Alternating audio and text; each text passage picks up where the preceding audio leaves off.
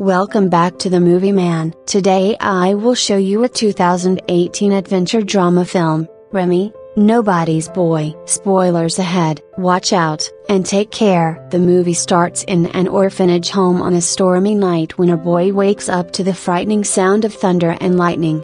He gets out of his bed and rushes to the kitchen only to be terrified by a shadow of an old man. Next they are seated in a lounge room and the old man, whose name is Remi, starts telling a story about his childhood. As the old man narrates the story, the movie shifts to a small French village named Chivanal where Remi lives with his mother. His father Jerome works in Paris. Remi has a cow named Rosette whom he loves the most. The boy is living happily with his mother, but difficulties soon arrive when they get a letter from the father. Jerome has had an accident at work and was sued. In order to pay the lawsuit money, Remi's mother has to send all of their savings and even sell Remi's cow Rosette, the main source of income. Remi is devastated to let go of his cow to a cruel neighbor who often tortures Rosette. Thus he visits her every night at the neighbor's shed. One night Remi is caught by his neighbor, so he immediately rushes to his home. When he arrives he sees that his father Jerome has unexpectedly returned from Paris. Jerome is bitter and penniless, having lost his trial. Additionally, he isn't happy to see the boy. He starts to scold his wife for still keeping the boy at their house, as he's now become too much of a burden considering their financial situation. Jerome insists they give Remi to the orphanage. From their conversation we realize that Remi is a foundling, someone who is abandoned by their parents as an infant. Later Remi's mother tells him his backstory.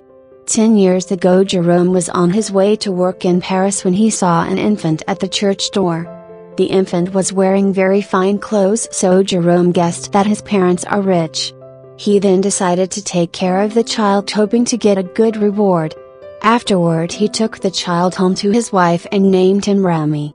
The mother adds that they still have Remi's blanket that they found alongside him, hoping that his biological parents will be able to identify him with it. Remi is scared as he doesn't want to go to the orphanage. His adoptive mother tells him that she won't let that happen. The following day Remi wakes up to the good news that his adoptive parents have decided to go to the town hall and ask the mayor for money for having raised Remi this whole time. This way they can get the finances they need and Remi doesn't have to go to the orphanage. Elated, Remi leaves with Jerome to go to the town hall, but to his surprise they are not going to meet the mayor. Jerome had lied to his wife about the town hall so that she would let him take Remi away. Realizing that he's being taken to the orphanage, Remi runs away. Jerome insists the whole town chase the little boy until they end up in a bar. The commotion is interrupted by a traveling artist Vitalis and his troupe, consisting of a performing dog named Copy and a monkey called Lovely Heart. When Vitalis learns of Remi's situation, he offers to rent the boy for a year with Jerome. Desperate for money, Jerome gladly agrees with the arrangement. The movie shifts back to the present where the old Remi is surrounded by more children who are interested in hearing his story. In the next scene Remi leaves his childhood home without even a chance to say goodbye to his foster mother, who would have done anything to prevent the transaction, and starts a journey on the roads of France. Vitalis is a kind man, certainly better company than Jerome, and teaches Remi to sing, play the harp and read as well. Once he's able to write, Remi begins sending letters to his foster mother detailing his life on the road. Remi also learns that Vitalis used to be a great violinist back in his days. As time passes the pair goes on to perform among aristocracies. One day they get a chance to perform at a small river ship on the occasion of the owner's daughter's birthday. There Remi meets with Liz, the daughter. Liz has a rare condition of coxalgia, because of which she's wheelchair bound.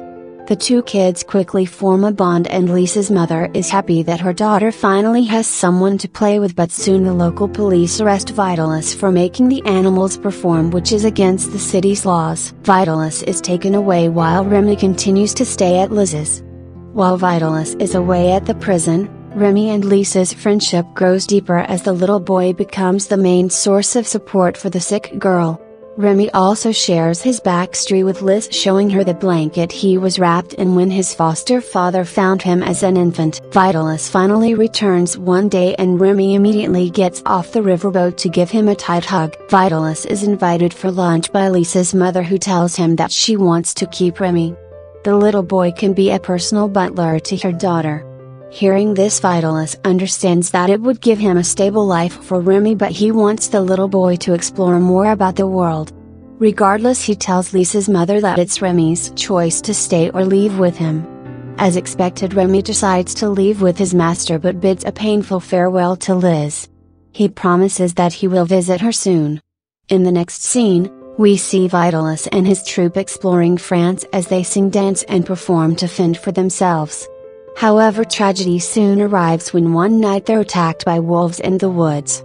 Lovely Heart is fatally injured, so they spend the night at an inn nearby.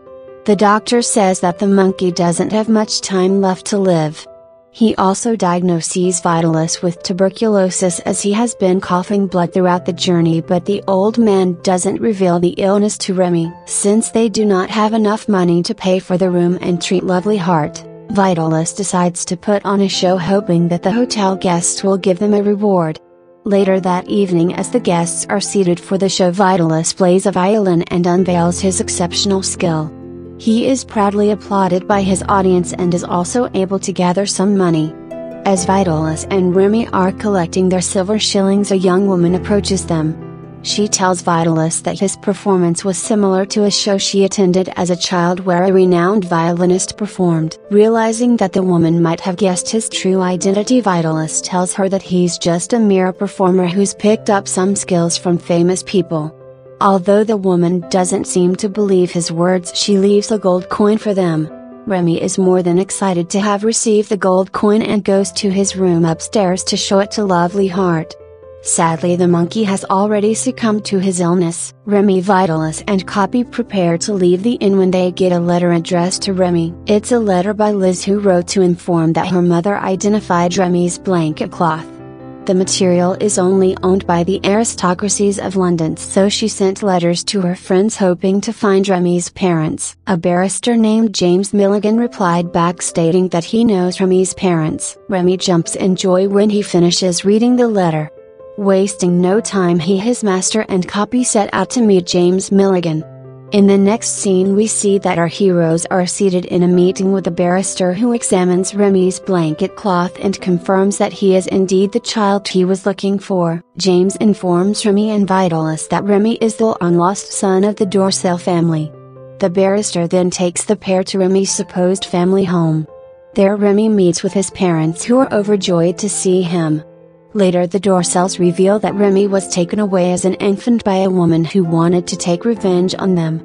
Apparently, Mr. Dorsel was having an affair with the woman, but when she found out that he was married and his wife was expecting a child, she set up an evil plan to take away their baby. Vitalis isn't very convinced of the story, as he knows that Remi's foster father had made it clear he had seen a man, leaving the infant in a casket, not a woman. Mr. Dorsel remains silent for a while, but James fills in, saying that the man could be an accomplice. Vitalis and Remi then bid a bitter farewell to each other. Before he's attended by James's carriage, the barrister provides some money to Vitalis for caring for Remi all this time. Once his master is gone, Remi runs upstairs to his bed and weeps bitterly. He wakes up in the middle of the night as water drips from the ceiling. He takes a lantern and goes outside to see that it started snowing. Slowly, Remi looks around his new home, but nothing feels right to him. He notices a cupboard, and when he unlocks it, he sees something dreadful. There are gold-plated human teeth, as well as numerous watches that seem to have been stolen from other people. Remi is quick enough to realize that the Dorsels aren't his real parents. When he prepares to run away, Mrs. Dorsel arrives just in time to give the poor child a nightmarish threat. Remi manages to escape to the front door, only to be stopped by James and his men. He tells them that the Dorsels aren't his family, but it seems like James already knows of this, so he shoves the boy inside instead, as he and his men wait outside for the job to be done. Once inside, Mrs. Dorsel orders her husband to kill the boy, as that was what they were assigned for by James Milligan. As Mr. Dorsel raises a hammer to slam the boy, Vitalis and his dog Copy arrive just in time to save Remi. While Copy manages to grab the Dorsel's son by his neck, Vitalis incapacitates Mr. Dorsel and demands an explanation. It's then revealed that James Milligan is Remi's real uncle, who is due for an inheritance since Remi's biological father died. But when he found out that Remi was still alive, he didn't want to risk the inheritance, so he ordered the Dorsells to get rid of the child. However, this wasn't the only time James had ordered to kill Remi. 10 years ago he was the same man who ordered that infant Remi be killed. However, Mr. Dorsell couldn't kill an innocent child, so he had left baby Remi at the church. Grabbing him by the neck, Vitalis demands to know about Remi's mother. Mr. Dorsell reluctantly reveals Mrs. Milligan's address. Vitalis and Remi quickly leave the Dorsells' home to look for Remi's mother, but they are still faced with a great challenge ahead when it starts to snow profusely. The road is filled with snow, and to make things worse, Remi falls ill on the way. Vitalis manages to carry his little boy as he shields them through a snowstorm. The pair, along with Copy, take a rest near a shed for the night, but Vitalis's health is also worsening. Remi wakes up the following morning held tight in his master's arms, but when he tries to wake up Vitalis, he shows no sign of movement. Remi begins to wail, which alerts some security guards nearby. In the next scene, Remi opens his eyes to find himself tucked in a warm blanket. He looks around and sees a woman standing next to him.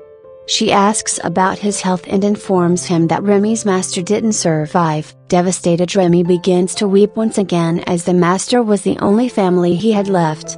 The woman then asks her servants to look after the boy properly. She heads outside to find James Milligan in her lounge room. Turns out that the woman is Mrs. Milligan, Remi's biological mother, but she doesn't know that Remi is her son. Not surprisingly, James doesn't reveal the boy's identity and demands to take him away. Mrs. Milligan informs him that the boy can only be taken once he's back on his feet. Meanwhile, one of the servants goes through Remi's belongings and finds a paper.